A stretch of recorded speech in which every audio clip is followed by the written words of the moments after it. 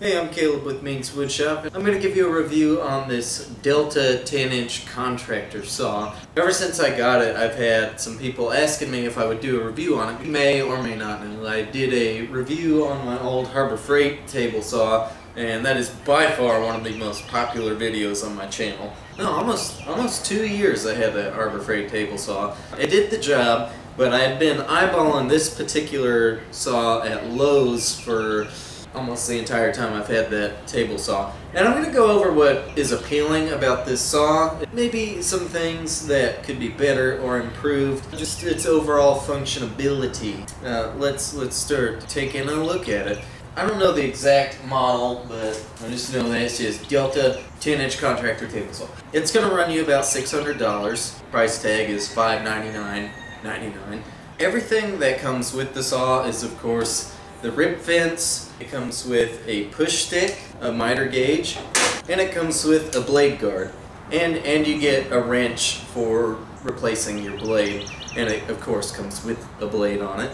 Cool to get a push stick. I still have the push stick from the Harbor Freight saw, so now I got two. I think saw manufacturers should include two anyways, because you need two. Let me show you another feature about this saw that I like. I'll push it away from my workbench so we can take a closer look at it.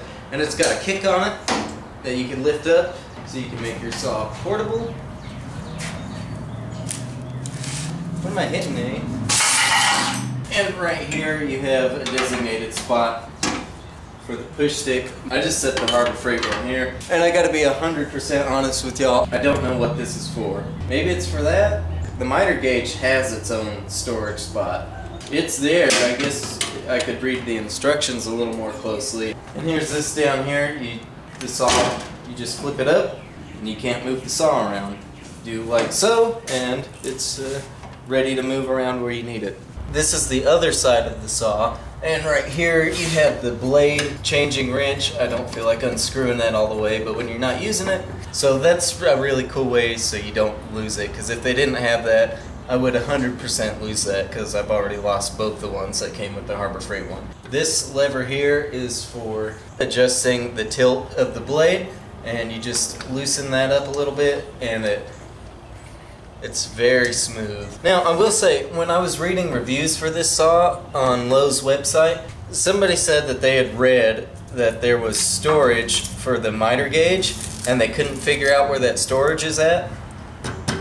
It's right here, this Delta thing. You just... So here's the front of the saw. This works much the same as the tilt. Will adjust the height of the blade. You know, right raises it up, left raises it down.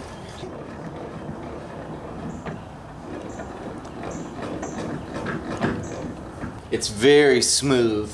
Assembly of the saw is pretty straightforward and pretty easy. You get all the instructions in this booklet, and I lost the other one, but you get like a bigger set of instructions. There's only two things that I had a hard time with, and I'll clear those up. And one of those was these rails. You get 4 pieces, and you can see the butt joint side to side. And it's like that on the front too, with this attachment measuring bar. What really confused me is when you get to that part in the instructions, it has it as if both the rails are put together. You're going along, you know, it's like talking about putting these extension wings on, and then it's just like attach the front and back rails, eh? You're like looking at these 4 pieces. Maybe for some of y'all, you'll be like, you'll figure it out right away, but for me, I just sat here like forever, like, there's 4 of them.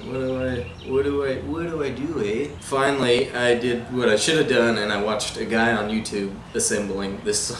The fence, I really like the fence. It's improved my woodworking a lot compared to the Harbor Freight saw, and I like these, what do you call these kind of fences? What the hell do you call these kind of fences? I don't remember.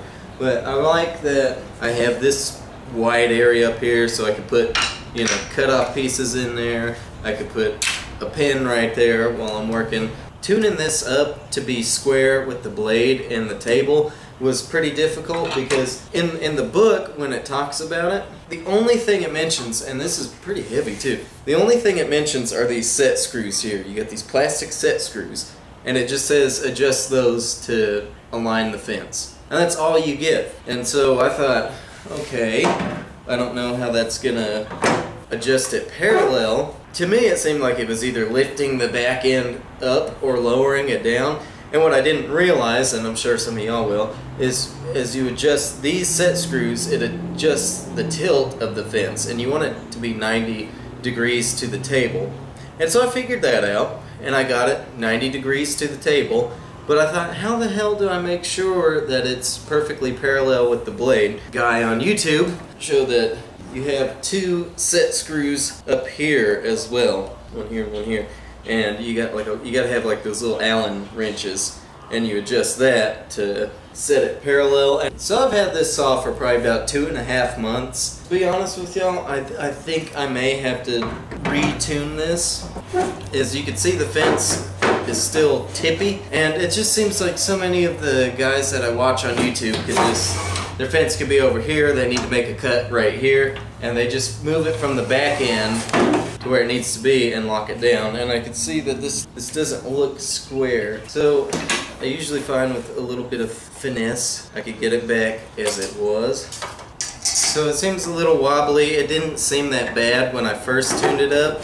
So I think I just need to retune it, and to do that I just made sure it was perfectly parallel with the miter slot. Which is weird though, because now it is. I don't know, dude. I think I might just need to mess with it a little more. So here we have a riving knife. I found that it was perfectly in line with the blade right out of the box, so I was able to just start cutting. The saw's unplugged, by the way, so I could touch that if I want. What I like about changing the blade is you have this button in here. I don't know if you could see it. Yeah, it doesn't look like you could see it, but there's a little button right here, and you push that button down and it locks the blade in place. So you hold that button and you get your wrench. So you only need 1 wrench instead of 2 like on the Harbor Freight. And it locks it down. You loosen the nut. My biggest complaint about this saw isn't even really a bad one. Well, it's got this metal thing that encompasses the bottom half of the blade, and it's like a catch for dust or something. With that in the way, it's really hard to get to the nut to change the blade, so you got this tiny area to squeeze the wrench in, loosen the nut, and once you loosen it up, it backs that nut up against that metal to where like you have to use your fingers like this to try to grab that nut and pull it out. And I've had it fall down in there, and I have to get a magnet and fish it out, because when I'm making really thin strips for a project, I've had them fall down in there, and it is almost impossible to get them out. Dig around, and even with the blade out of there, it's still not much room to move around. And whatever, dude. Now, let's talk about performance a little bit. One thing that blew my mind with this saw was how quiet it is. You can almost talk over it, because I'm used to that Harbor Freight saw, and that thing is loud and it whirs and it vibrates. Let me turn it on for a second. I'm gonna set this piece of wood right close to the blade, and we'll turn it on and watch it like won't move at all. So it's not moving, and you can see I'm still talking, and it's really quiet. It's really nice having a saw that's that quiet in the shop. We'll wait for that blade to stop, and I'll grab this piece of wood, eh? That's quiet. In case you don't know, on my project videos, I edit the sound to be on the tools to be lower. In this video, I will not edit the sound of the tools at all. So what I'm gonna do is I will insert some clips of the Harbor Freight table saw, unedited audio, and I'll have a clip of just the saw running and then feeding a piece of wood through so you could hear the difference.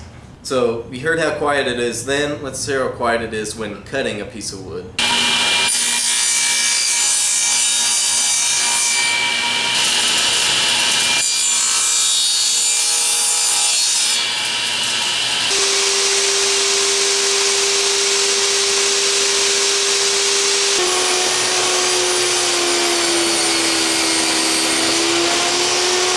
Crosscut sled I made for my Harbor Freight saw. It fits perfect. Yeah. It's a cricket. You could stay in here, but just get where I'm not gonna step on you. That scared the hell out of me. It slides better and it works better on this saw, because I thought I was gonna have to make a completely new crosscut sled. So there you have it, the Delta 10-inch contractor saw. If you're a woodworker on a budget like I am, this might be a pretty lofty purchase for you, about $600. I used income tax to get it, I ain't gonna lie. But, oh dude, you're pissing. And you just stepped in it. Jeez, guy, have some respect. If you're on a budget like me, it's a hard thing to swing, but you know, usually you're not making tool purchases like this, you know, every time you get paid or every couple months even. So I think maybe a big tool purchase a year, if you're investing more into this hobby, then I think $600 for a saw like this is a great deal. The box that comes in is like 124 pounds, so have a friend to help you load it and unload it and then unpack it. Yeah, I think that's it. I think you kind of know everything you need to know. And the instructions are very good. It's just those two things I mentioned that it's not very clear on. So Delta, if you're listening, maybe go back and edit that just a little bit. If you liked this video, please give it a thumbs up. Also, you should know that I don't normally do tool reviews. My channel is primarily project based, and I have brand new woodworking project videos out every Friday, and every Wednesday I have a follow-up to that said project. Subscribe to the channel and click the notification bell so you don't miss a video. Thank you very much for watching. For anyone who's interested, I will see you on Friday.